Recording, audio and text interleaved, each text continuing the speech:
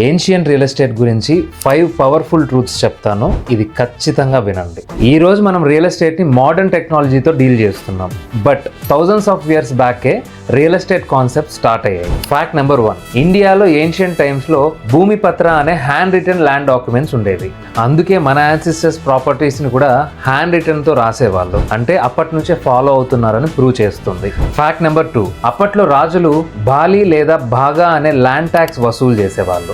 అంటే అప్పట్లో కూడా ట్యాక్సులు వసూలు చేయడం కామనే, కానీ ఇప్పుడు కొంచెం పద్ధతి మారింది అంతే. ఫ్యాక్ట్ నెంబర్ 3, ఏన్షియంట్ డేస్లో విలేజెస్లో గ్రామ్య భూమి అని ఉండేది, అంటే అందరూ కలిసి ఉపయోగించుకునే స్థలం అని అర్థం. అంటే ఇప్పుడు మోడర్న్ డేస్లో public spaces, parks, club house, function halls ఇలాంటివన్నిటికీ యూజ్ చేసే స్పేసెస్ని అప్పట్లో గ్రామ్య భూమి అనేవాళ్ళు. ఫ్యాక్ట్ నెంబర్ 4, అప్పట్లో రాజులు వారియర్స్, స్కాలర్స్, పోయట్స్కి ఫ్రీగా ల్యాండ్స్ దానం ఇచ్చేవాళ్ళు, అంటే ల్యాండ్ గ్రాంట్ అని అంటారు.